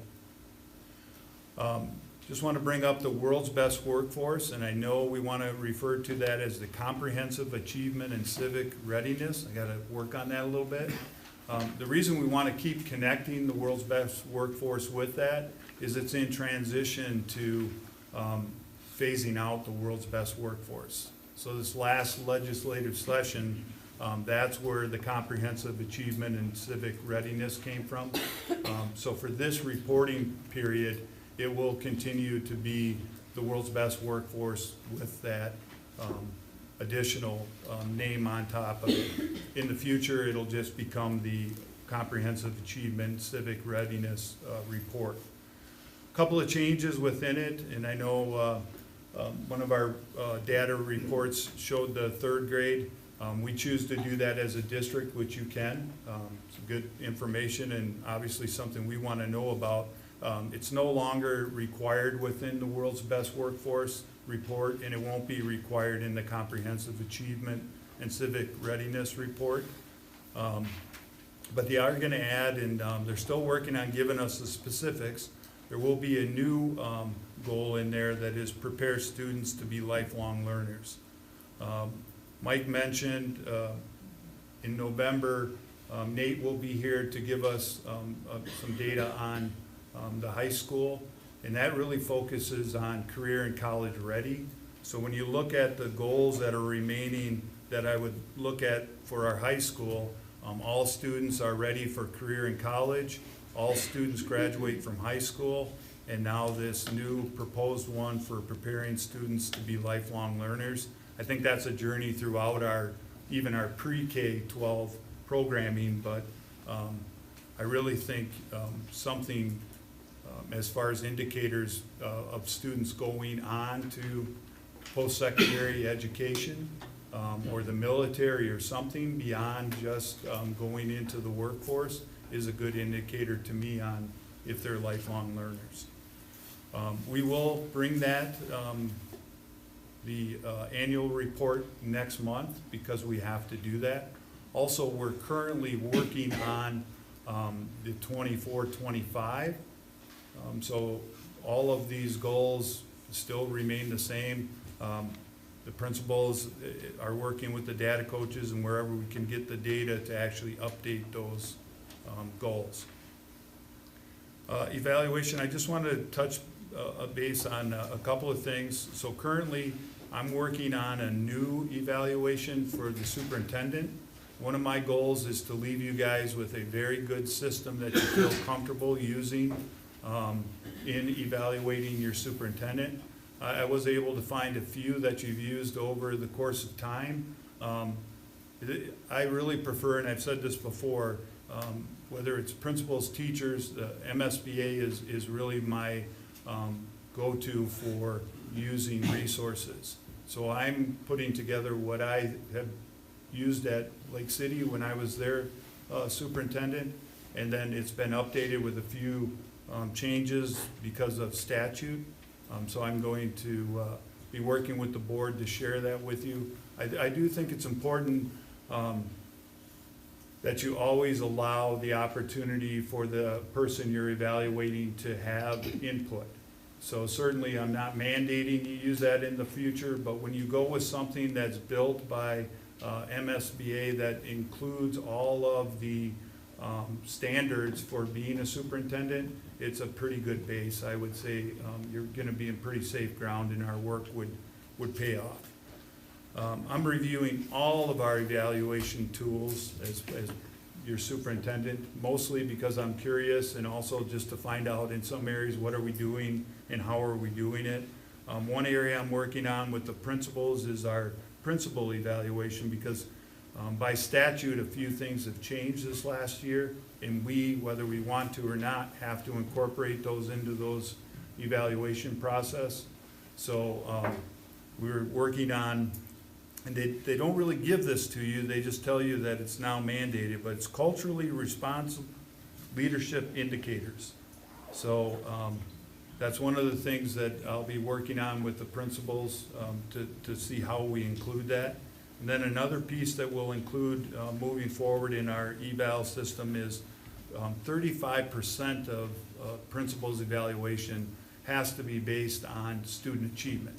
There are a multitude of ways that we can, you saw a lot of student achievement data today or tonight.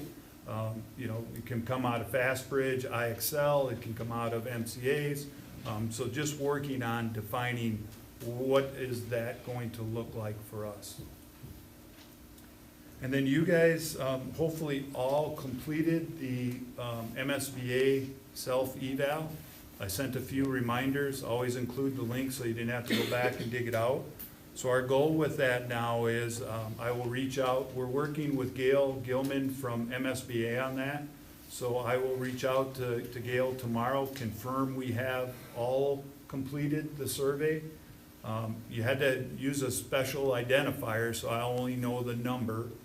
If we're short a number, I will send a reminder again with the link to everyone.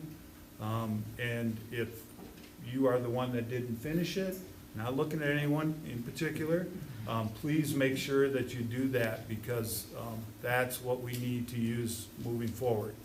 And then remember, our next step with that is they will do a summary of that and give us a one-pager that basically lists the strengths, area of opportunities for improvement. And we're going to look at that. And then my hope is that we want to take that a step further and use that as a possibility for overall improving the board. That's it. There are several committee reports. I don't know that we need to open them all up. Are there any questions or comments on any of those committee reports? Only that I would update on the insurance, because I guess I'm responsible for the minutes, and I didn't get to that. So we are changing our health insurance provider. So if you remember a few months ago, we were under the impression that we would get a very favorable renewal rate from Blue Cross Blue Shield, our current provider. That didn't happen. When that didn't happen, North Risk Partners, that's our consultant that takes care of our health insurance, advised us it's probably best that we just at least go out on RFP. No idea what we would get, but it gives us another opportunity. Fortunately, we got a very favorable proposal from Medica. They also did an analysis of Medica and Blue Cross Blue Shield, and really their policies mirror each other. So for our staff, everyone that's under our health insurance, we're going to be able to have a 7.3, I think, reduction in our cost, and also maintain the services that we're used to. So that's the update on insurance. Very good. We have a consent agenda here. I move to approve the consent agenda. Motion by Monica, second by Roger. Any conversation? All those in favor say aye. Aye. Those opposed? Motion passes. Governance. We have acceptance of donations. I believe there was one in there when I looked. Two now. Oh, one. Very nice. We have a donation for marching band from Rhodes. Got a motion by Julie Hart. Second. Second by Jake. Any conversation? All those in favor say aye. Aye. Those opposed? Motion passes. Volunteer winter coaches. The list is there. It's been provided.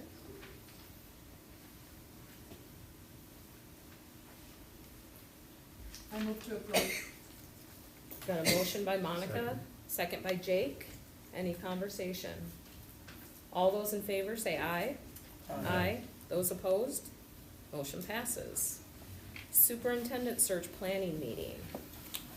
Okay, so working with Amy Jordan on this, another person from MSBA. Remember, MSBA continues to do your search because they weren't able to complete that. So there's no additional cost to the district.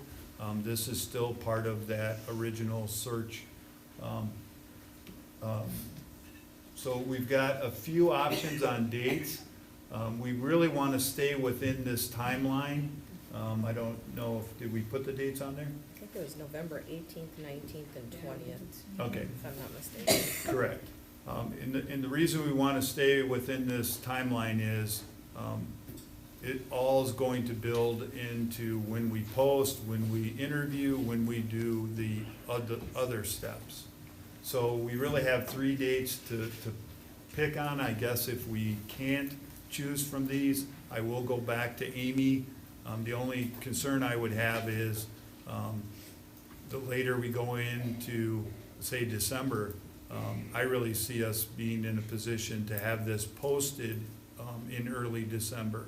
Because a lot of superintendents, especially current superintendents, will apply during the holiday break just because they have the time to do that.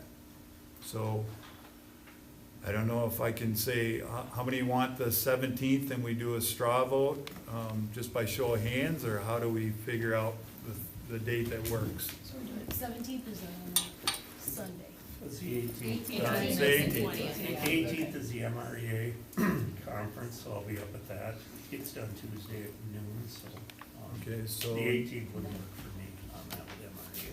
the 19th? 19th works. I can't do the 20th. 19th is fine. 19th. Yeah. Yep. Awesome, very good. I will let her know that tomorrow, and there'll be a lot more information coming on that. Very good. Oh, yeah, I guess. Yeah, the motion. Do a motion that we're gonna have it on the 19th. Sure. Yeah. I make a motion to have that on the 19th, November 19th. I'll second that. Okay, we got a motion by Jake, second by Ron. Any conversation? What time are we looking to say? I'm thinking 6, well, I'll let you know, but I'll know on the 19th. Okay. So we have a motion by Jake, second by Ron for November 19th. Time to be determined. Any conversation? All those in favor, say aye. Aye. Those opposed? Motion passes. Okay, the bus service plan. So it was great that Garrett and Kim could be here. There were a bunch of items attached there. Hopefully everybody had to had a chance to look at them.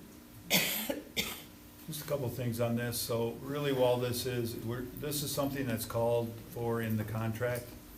We did it years ago, and then we just kind of didn't do it for a little while. It's not a big deal, but it's in the contract. I think it's important we follow the contract. There's good information here that I could use as well, so.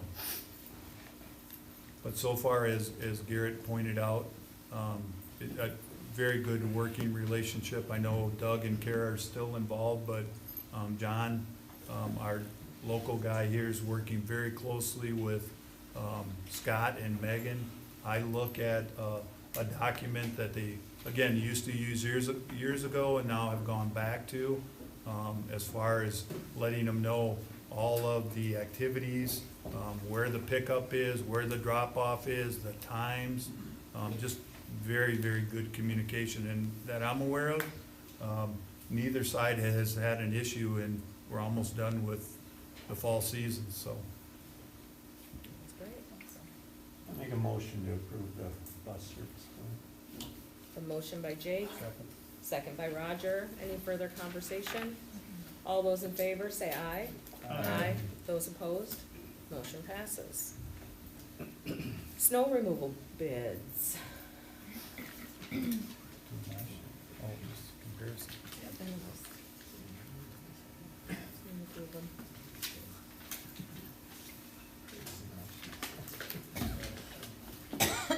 I move to approve the snow removal bid. Second that. Motion by Stacy, second by Ron. Any conversation? All those in favor say aye. Aye. Those opposed?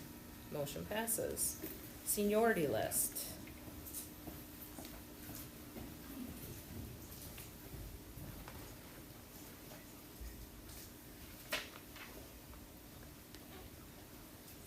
I move to approve. Second. Motion by Monica, second by Jake. Any conversation? All those in favor say aye. Aye. Those opposed? Motion passes. We have old business on here that is still pending. So we will move past that. Board comments.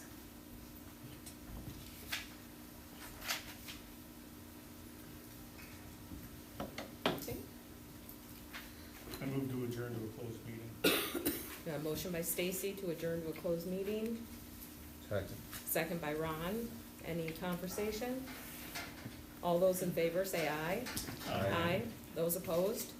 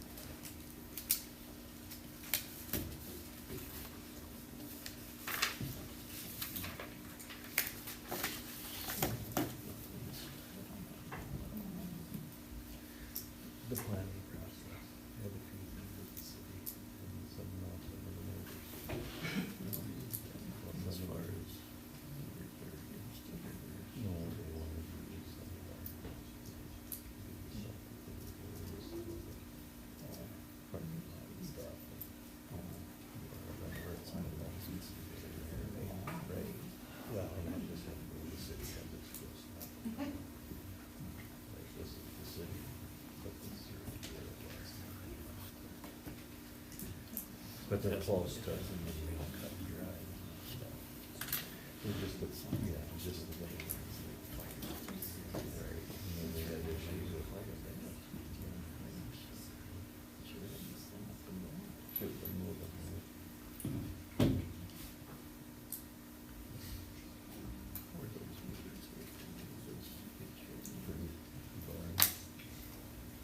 Right now, we're just working on just the personnel. Actually, we might be. They might be. Okay. Do we have a motion to reopen the regular meeting? So moved. Second. Motion by Ron, second by Monica. Conversation? All those in favor, say aye. Aye. Those opposed? Motion passes.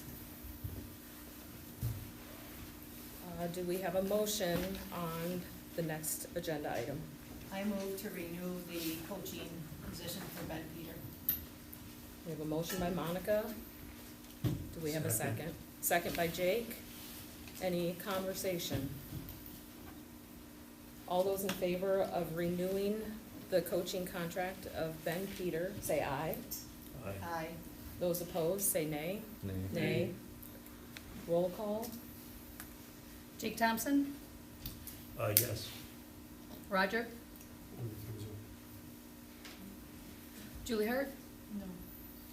Stacy? No. Ron? No. Julie? LeVere? No. Monica? Yes. Wow. Motion fails. Do we have a motion to adjourn? Motion by Julie, second by Ron. All those in favor say aye. Aye. Meeting adjourned.